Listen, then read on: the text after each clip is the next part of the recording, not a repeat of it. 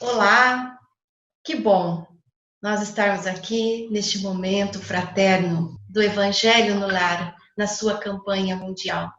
Agradecemos a vocês, queridos ouvintes, familiares, nesta corrente do bem, na divulgação do Evangelho. Hoje nós estamos com convidados especiais, o Daniel Rossi, ele mora em Curitiba e faz um trabalho muito bacana numa ONG. E, inclusive, o tema escolhido foi pensado nessas pessoas, realizando a fraternidade neste momento que estamos vivendo. Mas aí tem as pessoas que ficam na frente, né? A gente chama a linha de frente. E nós vamos entender um pouco sobre esse mundo que o Daniel trabalha já há alguns anos.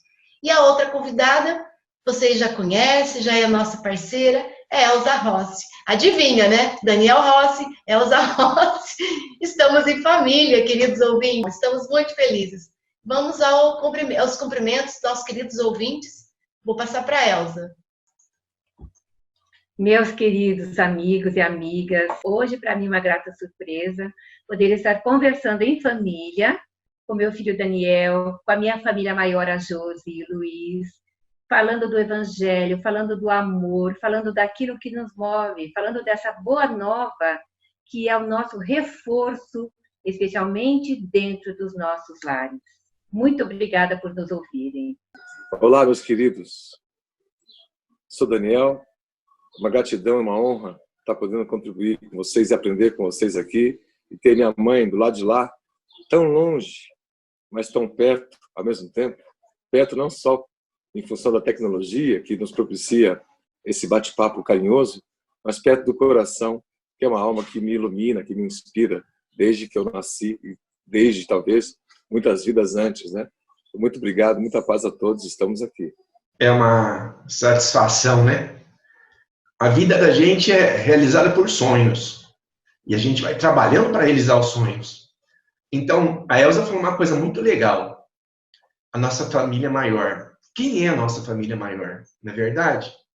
Então, para o Dani e para muitas pessoas, a família maior é a sociedade, né? Para um professor, a família maior é a classe, não é? Para a gente que está labutando nesse trabalho, a família maior são os ouvintes da rádio. Então, o que é sua família maior? Né? Pensando nisso, a gente vai unindo os corações em torno desse trabalho, que é bem simples, mas que busca atingir a todos. Muita paz a todos. Pois é, queridos ouvintes, neste programa que nós estamos inicializando, né, com vocês, este horário que acontece toda semana, todos os sábados, e agora na mídia social também, não é? Nós estamos nessa divulgação ampliando mais esse trabalho. E o tema que nós vamos conversar é sobre a caridade e o acolhimento com essas pessoas que estão na linha de frente, não é? Existe um projeto, existe uma comunidade, uma escola, uma ONG, enfim, qualquer lugar, e aí tem pessoas que estão à frente disso, não porque tomou a frente, não é? Mas porque as coisas foram acontecendo, e essas pessoas estão lá nesse caminho, cuidando às vezes de crianças, adolescentes, né, jovens, idosos, enfim, são vários públicos. E eu procurei aqui, que eu queria saber assim, o que traz o significado da caridade, né? Quais são as palavras que o dicionário, né, uma literatura comum a todos nós, nos mostra o que é caridade. E eu vou ler para vocês. A caridade é uma disposição para ajudar o próximo. Quando começou assim, disposição para ajudar o próximo, aí já me veio, já me tocou, não é? Então nós vamos conversar sobre essas coisas. É uma tendência natural para auxiliar alguém. Tem benevolência, tem piedade. É aquilo que se oferece no favor, no benefício, e é uma forma de expressão de bondade. Olha que coisa mais linda. uma expressão de bondade, é uma compaixão. Então, nós vamos parar aqui para ouvir dos nossos convidados, né, esse significado tão profundo que só o dicionário nos trouxe hoje, o que significa caridade. Olha, puxa, na nossa humilde visão, não temos a pretensão de ter respostas, a gente tem muito mais perguntas, né? Mas eu nasci em berço espírita, e com Kardec a gente aprende, né, ao longo dos anos, que fora da caridade não há salvação. Depois nós temos o correr do tempo para refletir sobre essa expressão caridade. A gente andou escrevendo um pouco sobre isso, né? Porque é como se, como tudo que evolui, é um processo, né? Você, quando se desfaz de roupas velhas que não lhe servem mais e doa para alguém, é um processo da caridade. Chamamos isso de assistência.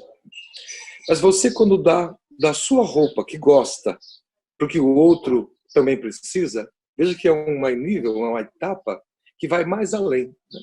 Quando a gente se doa para alguém, nosso tempo, não só nosso recurso financeiro, em nome da doação, é como se a caridade começasse a ser inspirada pelas pequenas doações, mas fosse caminhando até que nós possamos entender que a verdadeira caridade é quando a gente se doa. Sabe que na biografia do Allan Kardec, ele como professor Hippolyte Léon Denisard, ele se doava para os alunos, né? Os que não podiam pagar, ele ofertava cursos, apostilas, né? Já acolheu jovens, né? Dentro das biografias paralelas de Kardec. Ele vivia uma vida de caridade, né? Que ia muito além da boa caridade, que também é a doação. Mas isso me chamou a atenção. Essas grandes biografias que a gente se inspira nas palestras espíritas, na literatura, nas obras de Chico Xavier, quando citamos Gandhi, ou Irmã Dulce, ou Madre Teresa, Francisco de Assis, para não dizer nosso mestre maior Jesus, e para não dizer da sua mãe, a Maria Santíssima, né? A entrega era total, era absoluta, a entrega da vida deles, do seu tempo, dos seus recursos, do seu sorriso, do seu carinho, para os outros, constantemente. Atingir um nível de caridade que é o que nós almejamos atingir um dia, né? E estamos na caminhada, né? A par e passo, degrau a degrau, e vamos buscando entender isso, né? Essa é uma lasca, né, da nossa visão a respeito da caridade. Eu lembro de muita coisa quando falo a caridade, porque caridade me move há muito tempo, talvez desde pequenina, tinha um diferencial. E eu observo isso, uma coisa natural, em muitas crianças, que desde tenra idade já tem esse lado caritativo mais evoluído do que o lado do meu, apesar da fase da criança ter o lado da posse, não é? A posse até certa idade. A gente vê esse desenvolvimento, é o que eu vi no Daniel desde pequeno, graças a Deus. Mas eu quero lembrar aqui como que Kardec definia para ele mesmo a caridade. Para todos nós, a caridade é a alma do espiritismo. Veja que coisa profunda. A alma que move, a alma evolui, a alma cresce. Então, a alma do espiritismo é a caridade. Aí depois vem Paulo de Tarso e nos deixa essa lição maravilhosa no Evangelho.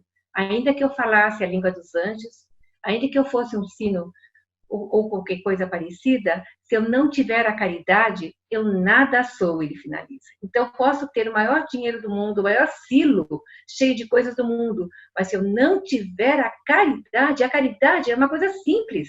A caridade é o sentimento que nasce natural, como diz o dicionário que a Josi leu, é natural que nasce essa caridade. Você pode fazê-la forçada, doando, começando a pensar, a cozinhar para alguém, a distribuir marmita nas ruas à noite para os homilés. Tudo é caridade, é bonito, você está fazendo, estão te vendo. Mas é aquela caridade que ninguém vê, que você doa do coração. Quantas lágrimas você derrama em prol de uma caridade de alguém que está sofrendo, orando, pedindo a Deus que essa pessoa melhore, ou que ela saia daquela situação da depressão ou de uma tentativa de suicídio. Tudo é caridade. Caridade faz com que a nossa alma se ilumine. Aí eu trago um exemplo muito próximo de nós aqui. Eurípides Barçanufo. O encontro que ele teve com Jesus através do sonho. E o que Jesus diz a ele, não é? Que chorava não pela falta de alguma coisa, mas pelo que ainda aqueles que sabiam que podiam fazer e nada faziam. Eurípides voltou desse sonho e não parou um único dia da vida dele de sair e ajudar o próximo. Então, é uma longa história do Eurípides Barçanufo, mas eu deixo aqui para os nossos ouvintes procurar conhecer as histórias dele no YouTube, nos vídeos ou nos livros, o que nos traz um exemplo maravilhoso da caridade despojada, do amor em ação. Alguns exemplos já foram dados, né? Já falou de Francisco de Assis, que é a nossa referência. Já foi falado de Paulo, né? O apóstolo Paulo, quando fala, já foi transformado até em várias músicas. Se eu não tivesse a caridade, se não tivesse amor, nada bastaria. E falando sobre isso, eu recordo de um grupo que, quando nós viemos para essa cidade de Pinhal, nós frequentamos durante um bom tempo, e é o grupo maior aqui da cidade, embora a cidade seja pequena, em termos de obra de assistência, porque tem o Instituto Bezerra de Menezes, e ampara aí por mais de 60 anos irmãos com questões psiquiátricas a serem resolvidas. E aí, nesse grupo tem um trecho no Evangelho segundo o Espiritismo, que é de São Vicente de Paulo, né? E dali saíram os vicentinos e tanta gente, né? Vicente de Paulo diz assim no Evangelho: a alma não pode elevar-se às regiões espirituais senão pelo devotamento ao próximo, nem encontra felicidade e consolação senão pelos impulsos da caridade. Então, tem uma mensagem longa, que aqui está resumida, de Vicente de Paulo, que foi um lutador, e tantos outros nós temos, não? Lá em Salvador mesmo, né? A irmã Dulce, que foi agora canonizada, né? Os exemplos que Divaldo Pereira Franco fala sobre ela, né? Madre Teresa de Calcutá, e tanta gente que trabalhou na linha de frente. O exemplo de Eurípides Barçanufo e de tantos outros líderes espíritas que não ficam só nas cátedras, não ficam só dentro de palestras e carregar essas mangas e vão à linha de frente. E é importante também, a gente vai falar bastante sobre isso. Hoje recebi um áudio falando de um padre jesuíta, né, que ele falava da importância da espiritualidade e não da religião, e não falando da religiosidade. E é um discurso que até o padre Olavo fez em Salvador, quando nós estivemos lá, o padre Olavo que faz palestra com o Divaldo, falando sobre isso, a importância da união, abraçando a todos através da espiritualidade, independente da bandeira religiosa que o irmão apresente. E nós estamos colocando para vocês, queridos ouvintes, convidados, na questão da caridade, até pelo momento que estamos vivendo, não é? Um momento especial, diferente, para que nós possamos despertar mais ainda, através de um acolhimento, que o acolhimento, outro dia a sua mãe falou, não adianta a gente querer dar para o outro, mas o gesto não condiz com o que eu estou fazendo. Aquele gesto afetuoso, né? Aquele gesto acolhedor. Então, que a gente possa também perceber essa caridade. Por isso que você leu no início, lembrou de Kardec, na alma, né? Da caridade da alma. Essa é uma reflexão que é fundamental na filosofia espiritualista, né? Do moderno espiritualismo, como dizia Kardec. Fundamental. Porque a gente aprende em contato com o outro, né? A gente aprende com o próximo.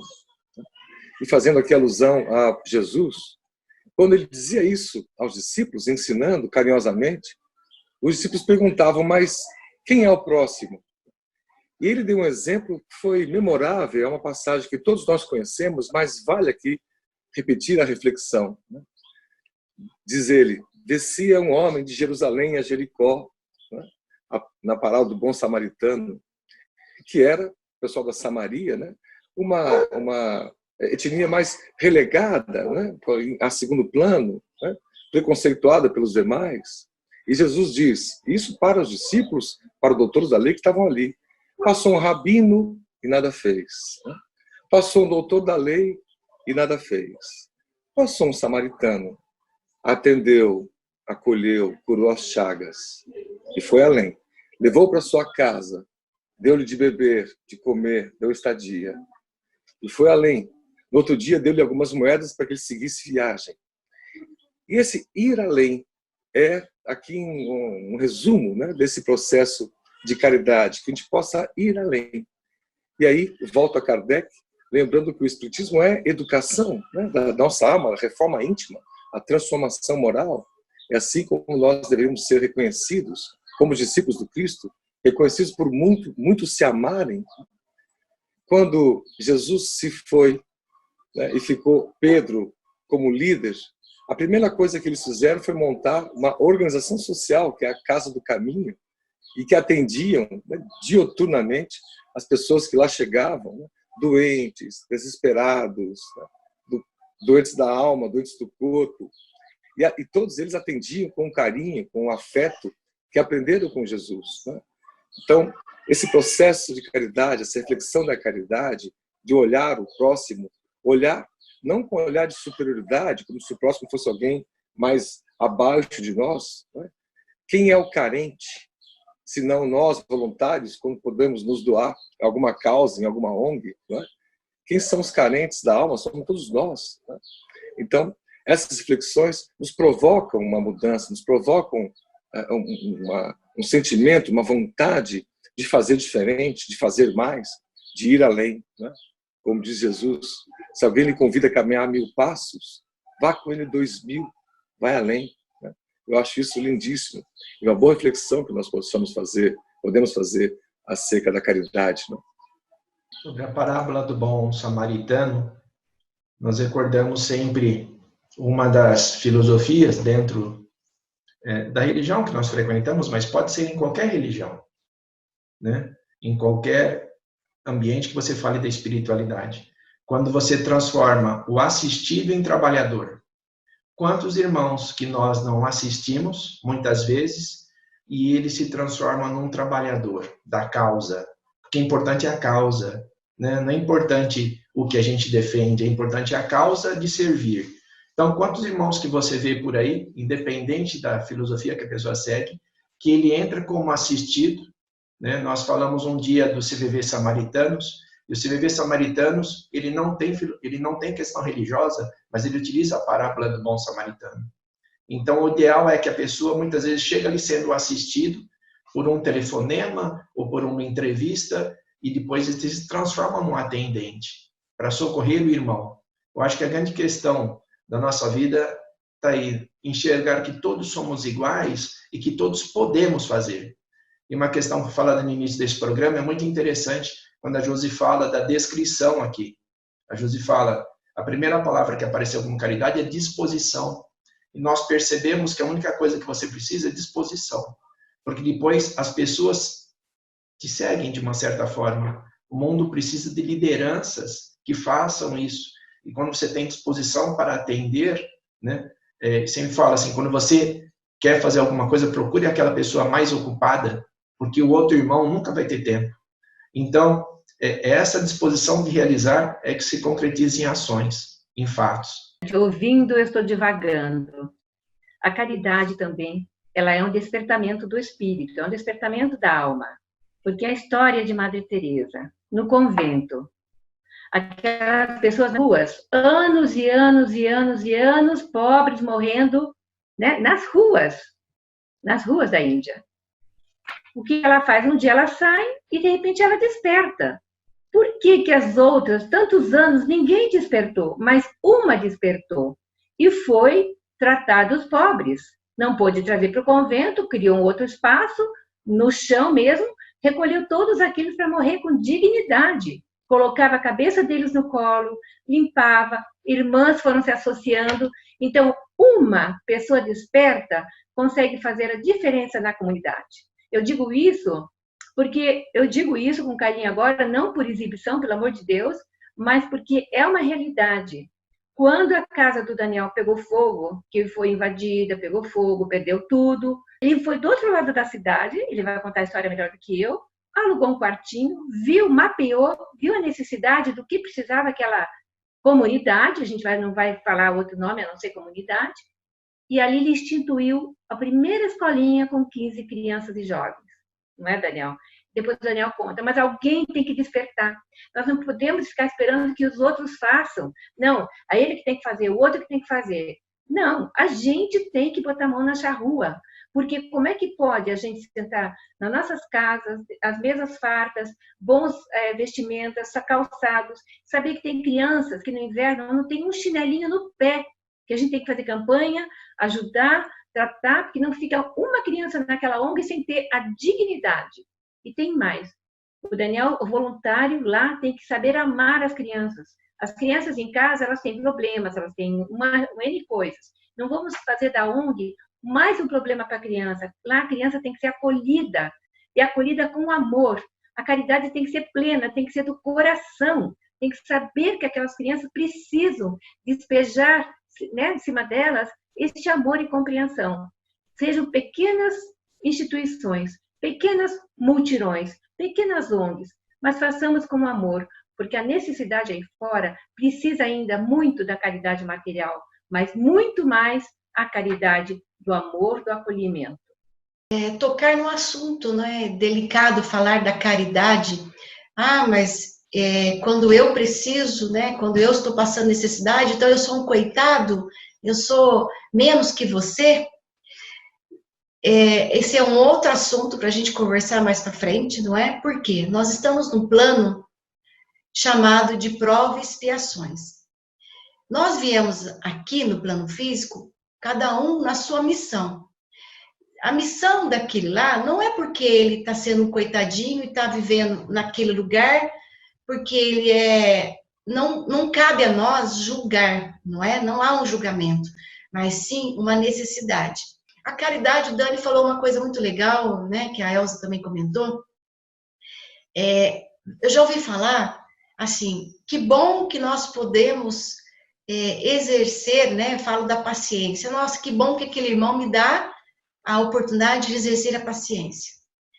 Então, como nós estamos nesse mundo de prova e expiação, existem essas coisas, essas diferenças que nós achamos que somos, que é diferente. Mas esta oportunidade de ajudar é de cada um. E o Daniel, eu vou pedir para ele falar sobre a sua experiência, porque eu estou aqui comentando, mas eu queria sentir essa experiência, Dani, que você passasse para nós nessa forma de irmão, né? Não é porque ele é um coitadinho e você é melhor que ele, ou ele não tem essa relação. E é esse entendimento que a gente está buscando. Bom, meus anjos, é um aprendizado e a cada dia, nesses anos todos, né? Com a devida licença para contar um pouquinho da história, numa casa espírita, fazíamos aquele trabalho assistencial aos sábados pela manhã, com a evangelização e a sopa, o que é muito nobre, e pelo país todo nós temos esse tipo de ação. E por mais de 15 anos a gente frequentava e conhecia esses amigos, né? E uma das famílias chamadas assistidas, né?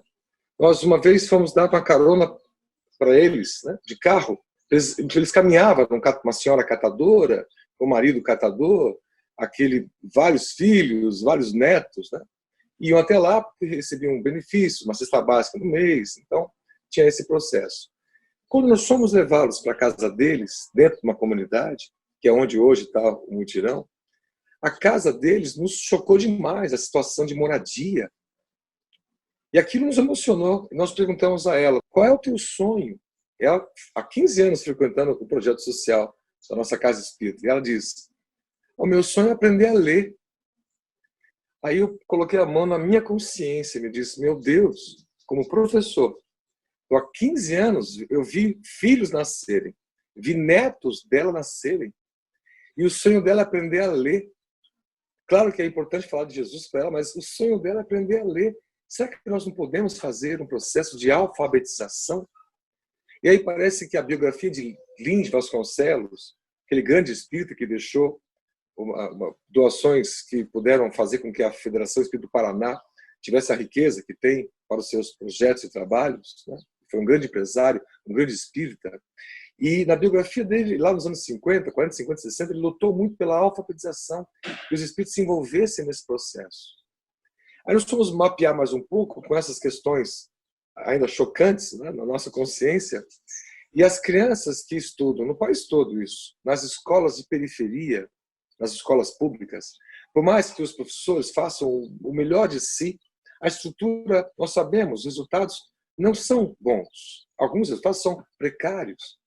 Nós começamos a aplicar testes ali mesmo para algumas crianças de 8, 9 anos de idade, e elas não conseguiam sequer escrever o nome.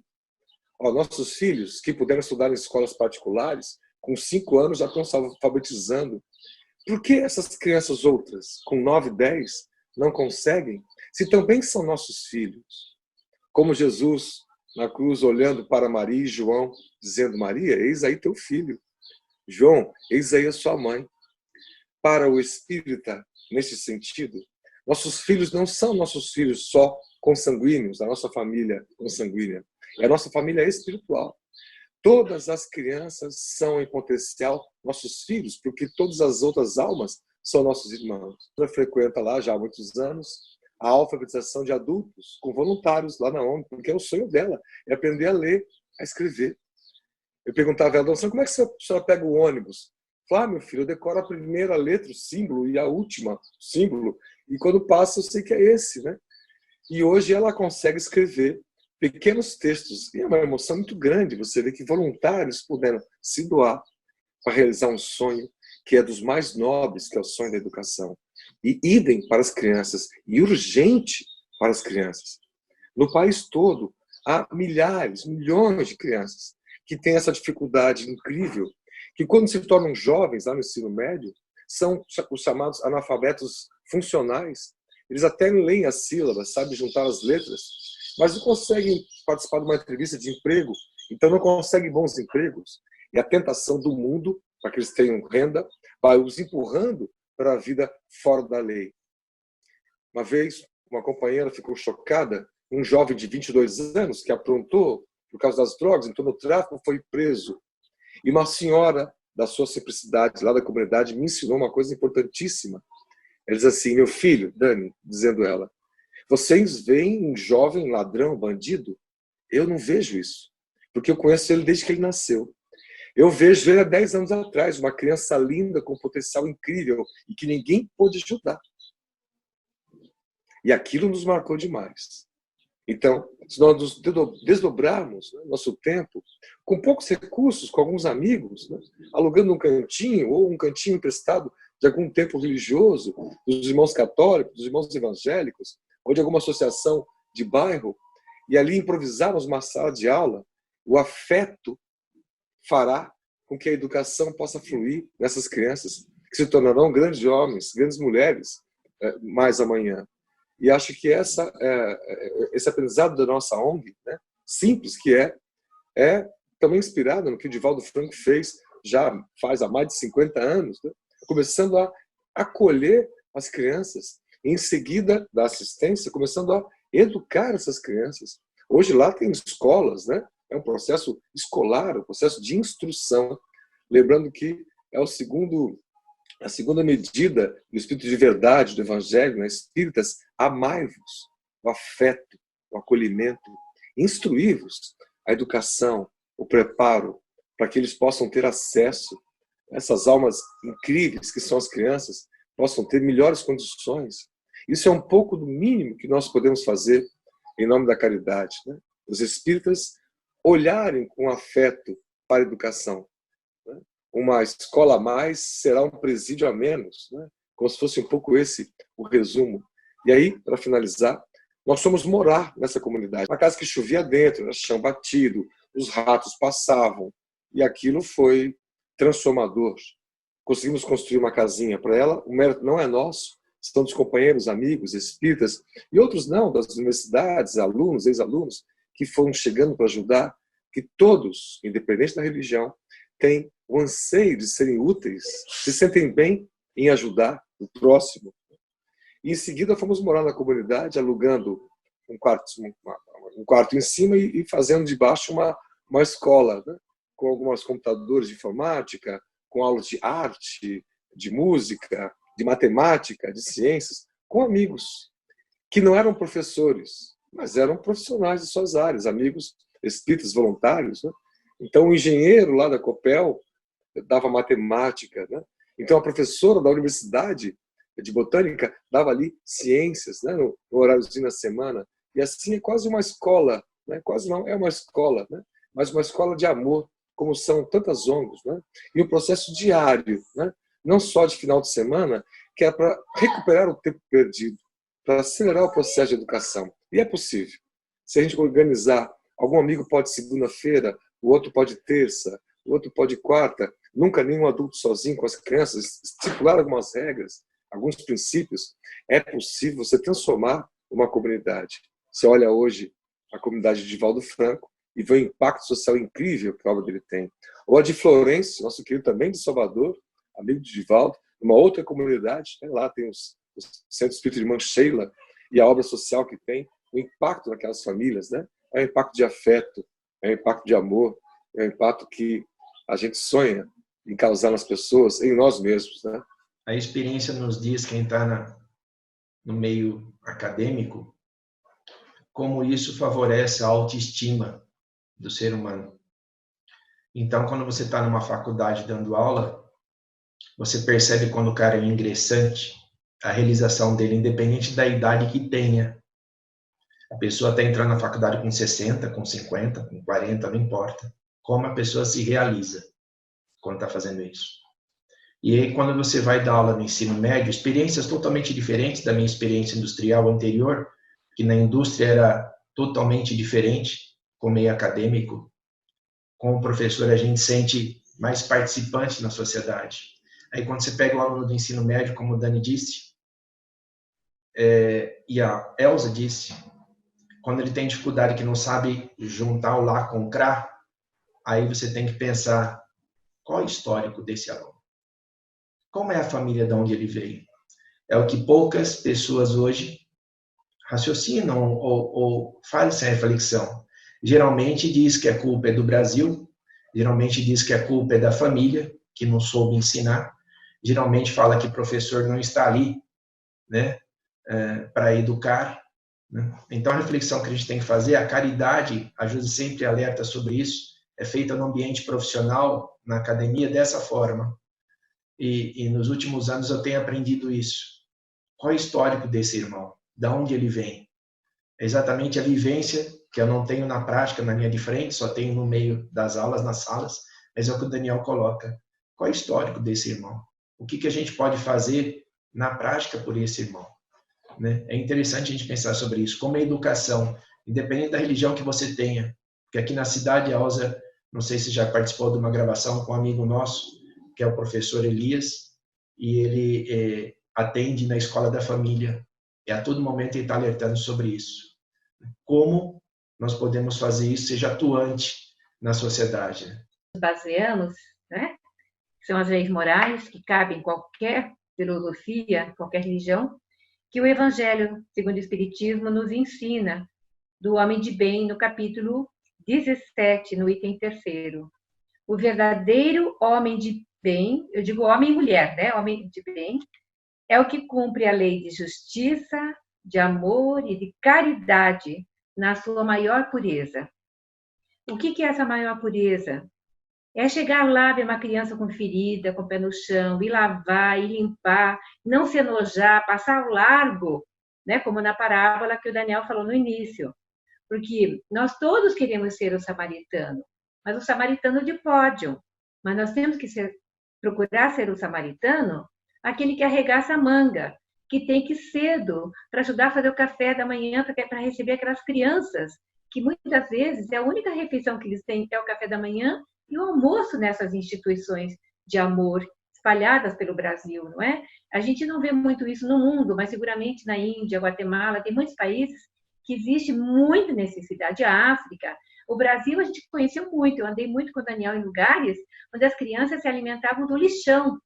Aquilo eu nunca vou esquecer, não é, meu filho? A gente estava junto em Salvador, tocou a minha alma, porque atrás daquelas condomínios gigantes dos cantores, das coisas maravilhosas, com um muro altíssimo, estava a favela, estava o lixão e as crianças se alimentando daquilo.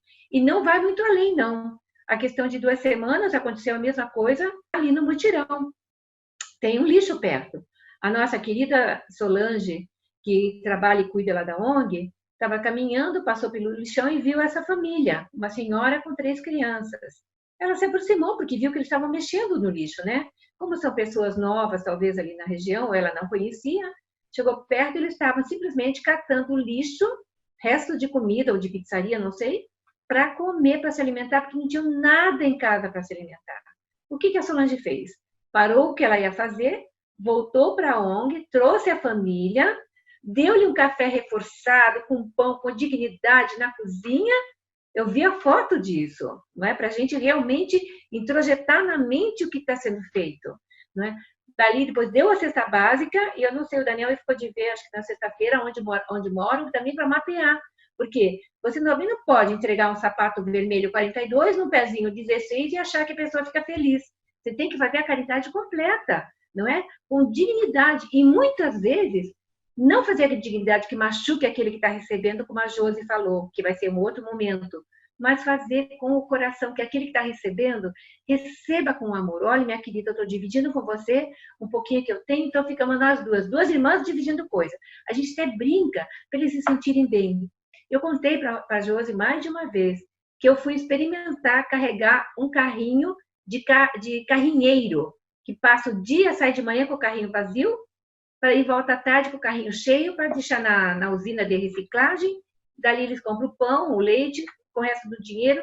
No dia seguinte começa tudo de novo. Era um analfabeto. Hoje ele não é mais analfabeto, não, né? Ele está lá no curso ainda, porque eu vi a foto dele, aprendendo lá na ONG, na nossa ONG. Então, a Josi, é impossível puxar aquele carrinho. Como é que o senhor magrinho consegue puxar aquilo? Olha a fortaleza espiritual dele. E está aprendendo a ler, a escrever na ONG. Eu vejo eles, já que de vez em quando eu vejo foto que eles mandam, eu fico muito feliz. Porque uma coisa é você estar totalmente analfabeto, não saber preencher até uma solicitação de ajuda do governo ou alguma coisa, uma carteira de identidade. Hoje eles podem fazer isso. E também a ONG dá o apoio quando precisa dessas coisas. Tem lá as meninas que ajudam, não é? Então, é um pouquinho de tudo. É um oásis na comunidade. Mas nesse oásis, a água não falta, a sombra não falta. E a alegria do vento que canta não falta. Que nós estamos todos voltados a olhar, esse olhar de amor, esse olhar de despertos. Não a consciência que dorme, consciência de sono, como diz Joana de Ângeles. Nós já estamos despertando, porque a dor do próximo me afeta. Então, afeto eu, afeto o outro. E lá é tudo com afeto, afeto do sentimento de amor. A gente fala, e claro, quero ressaltar isso, a nossa simplicidade, né, de buscar fazer, às vezes, projetos que não deram certo, a gente tenta, não dá certo aqui, não dá certo acolá, né? Mas as coisas que vão fluindo tem essa relação, né? Relação é um laço, né? A palavra relação é muito poderosa. O Sr. Xavier, que a mãe citou, eu posso dizer o nome, porque se tornou nosso amigo ao longo desses anos, né? E com ele aprendo muito, né? Aprendo respeito aos irmãos de diferentes religiões, cada um deles tem as suas diferentes religiões, né? Lá nós não estamos preocupados em torná-los espíritas, mas falar do afeto espírita, né? Falar do consolo, que é a nossa crença, isso é livre, faz parte das relações de amizade fraternas que nós temos lá, né? Sexta-feira passada fomos visitar essa família que foi citada, né? Porque o pai catador tinha uma Kombi dessas velhas, e aí perdeu a Kombi, né? E aí a dificuldade nesses tempos de crise é muito grande, e isso está no Livro dos Espíritos, né? Quando o Kardec pergunta, os Espíritos respondem que num mundo civilizado ninguém deveria morrer de fome, ninguém deveria passar fome.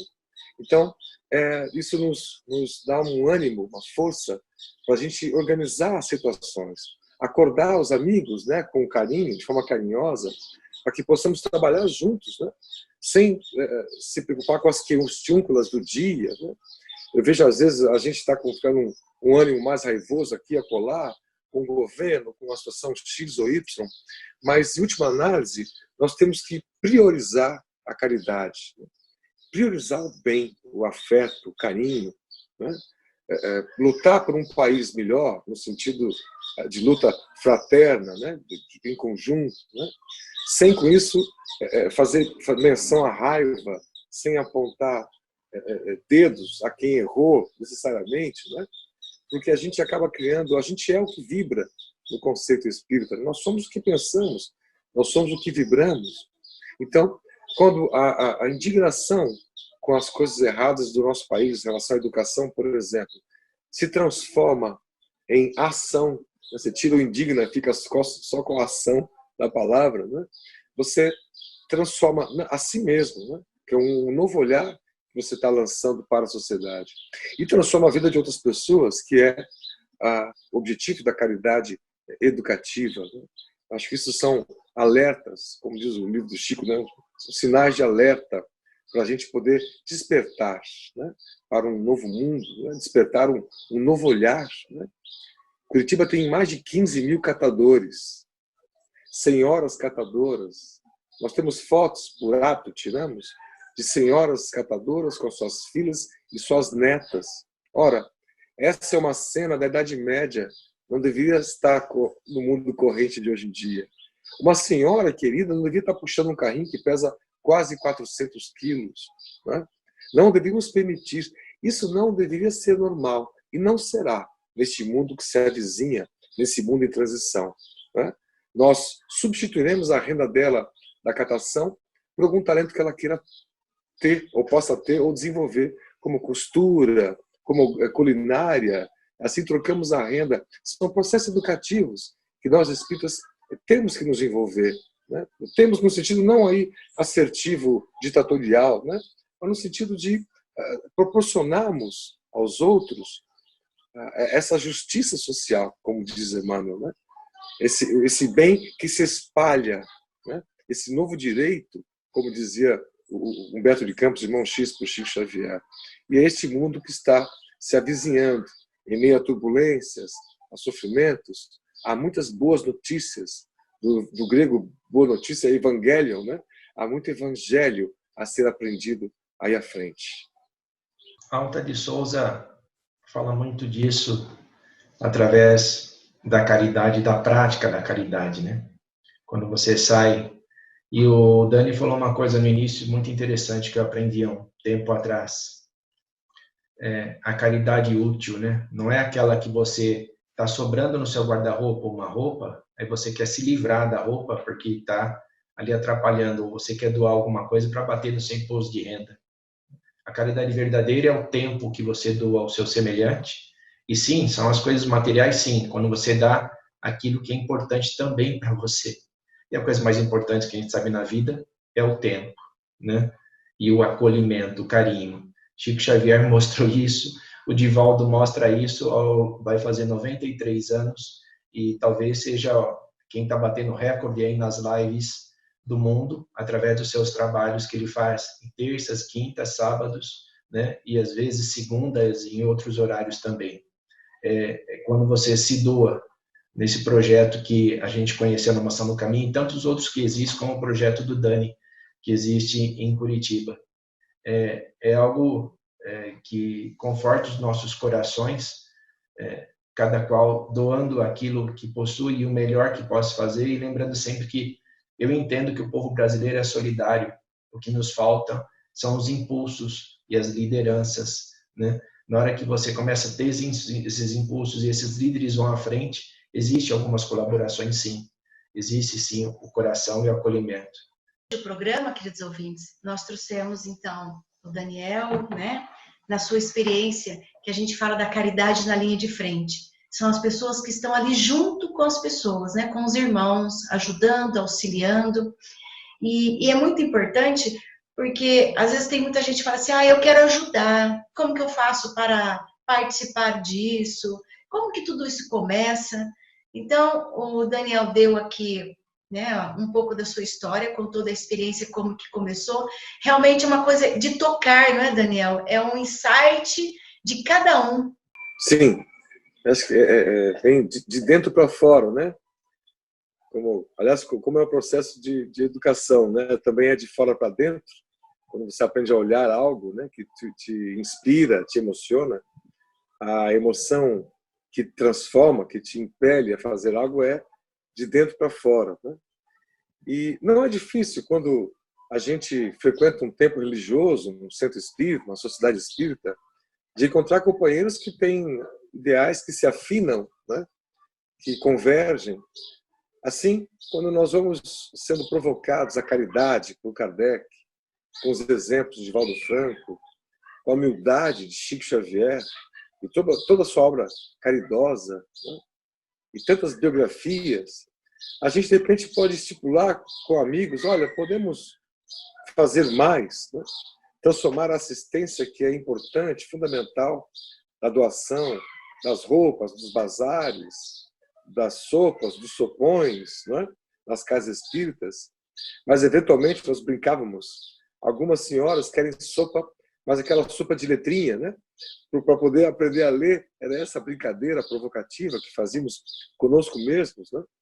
Então, para além da sopa e da evangelização, processos educativos, ajudar as crianças a fazer a lição de casa, especialmente das que estudam em escolas que são muito frágeis, né?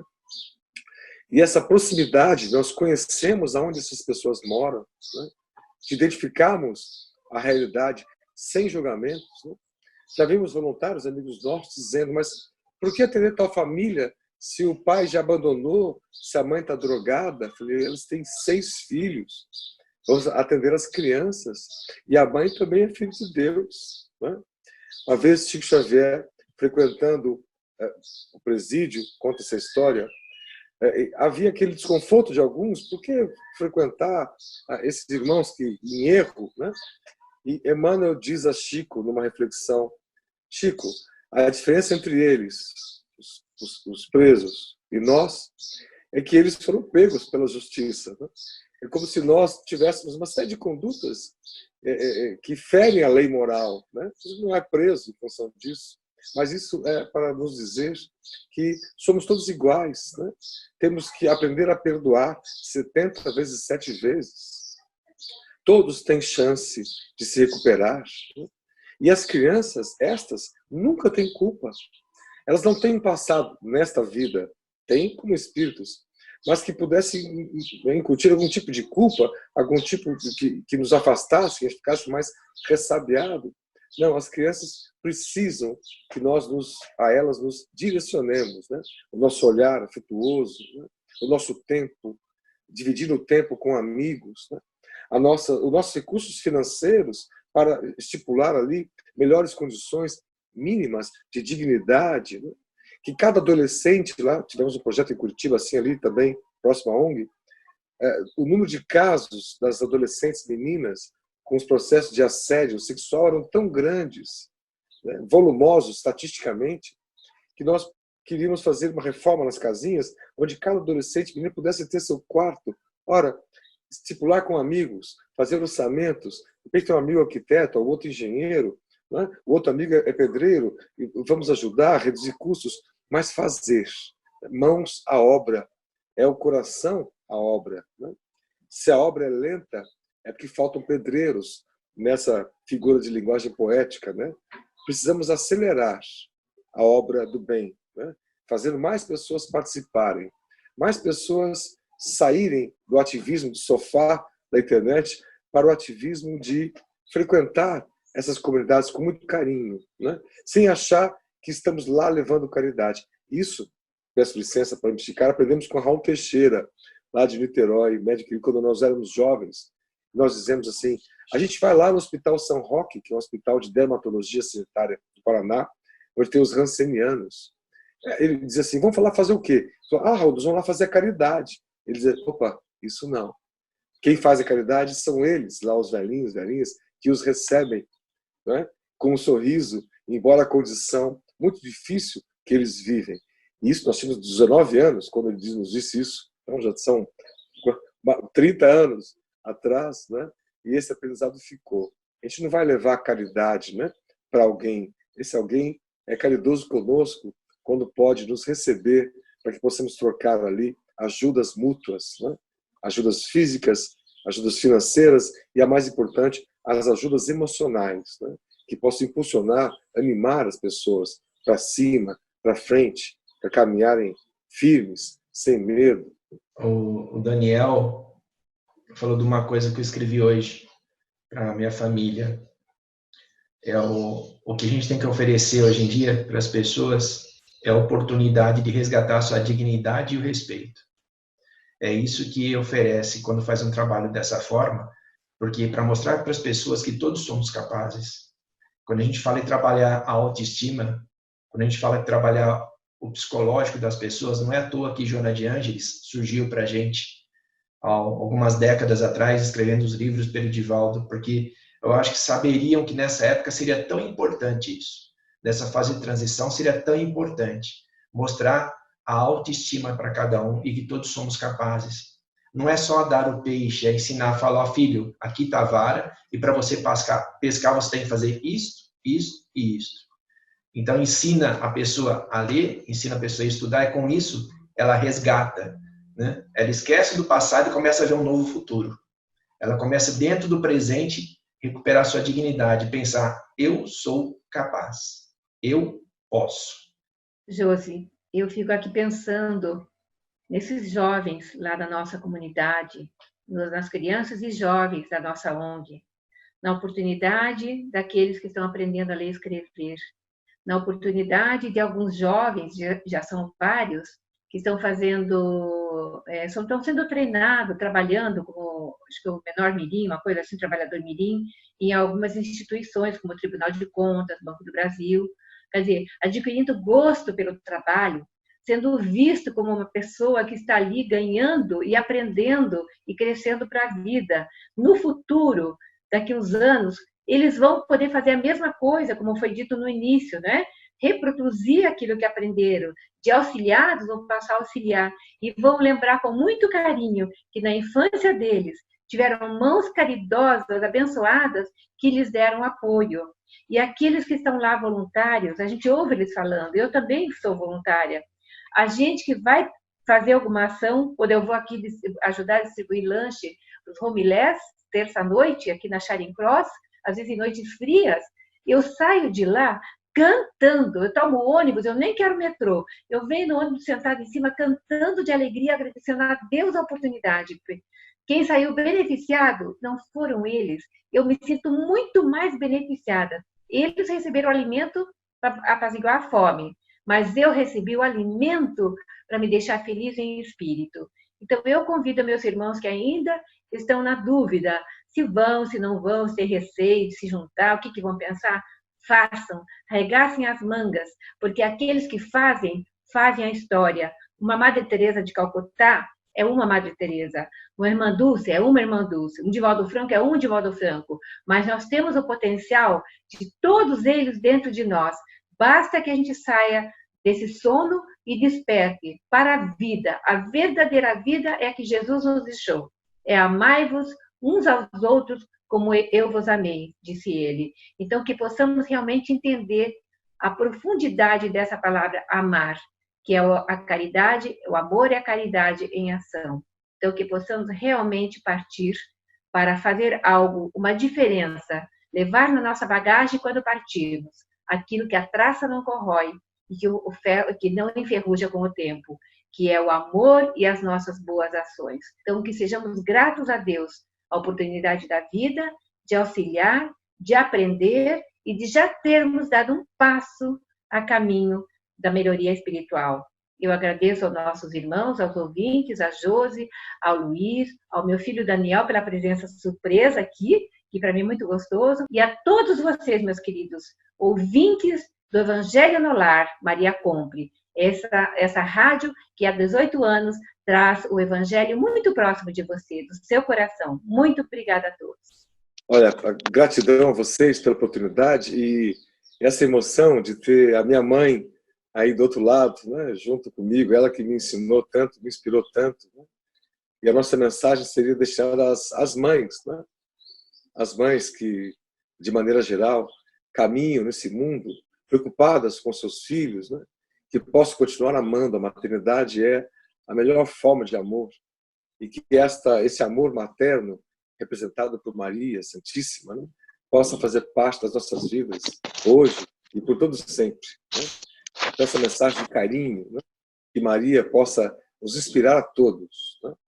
Aqueles de nós que estamos mantendo medo, aqueles de nós que estamos caminhando para o desespero, aquele outro de nós cuja tristeza está se transformando em depressão, que possamos lembrar de Maria e pedir este amor mariana, né, que nos abençoe, que nos acolha, que nos acalme, né, que nos impulsione para a vida à frente, pois que há muita beleza no porvir.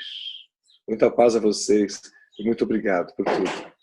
A gente só agradece os ouvintes, agradece a Elza e o Dani pela participação, e é uma realização de um sonho, como a gente disse realmente no início, unir as famílias, e essa ideia de a gente homenagear as mães, né? As mães com esse programa. Tanto as nossas mães, quanto a mãe Elza, quanto a mãe Maria Cumpre, todas aquelas que tiveram na maternidade, não só física, mas a maternidade também espiritual, né? Por que não dizer a mãe Josi também, para aqueles que possam ser acolhidos, né? Queridos ouvintes, eu trouxe na mensagem final o capítulo 11 do Evangelho segundo o Espiritismo, sobre a caridade. A vida terrestre serve ao nosso aperfeiçoamento moral, que se adquire com a ajuda do mundo material. E as nossas tendências e necessidades é um meio de nos aperfeiçoarmos, exercitando na caridade. A mensagem do Evangelho para nós, neste momento tão especial, em que nós colocamos, né, em nossos corações e recebemos pessoas especiais. Gratidão por vocês estarem conosco nesta alegria. É um prazer para nós também ser acolhidos por vocês, né, esses grandes seres humanos, nesse sentimento espiritual que nos ocorre, que a emoção vem, que a emoção flui, de sentir que não tem tempo e espaço, né? Não tem obstáculo. O que a gente deseja, quando é do nosso coração, como já diz Gandhi, né? Quando é do nosso coração, ele é atingido. E quando nós podemos fazer ainda de uma forma boa, né? Do nosso lado do bem, então, queridos, imagina a beleza que nos traz. Gratidão por este momento, por este programa com vocês. Que vocês tenham uma boa semana, muita luz e espiritualidade.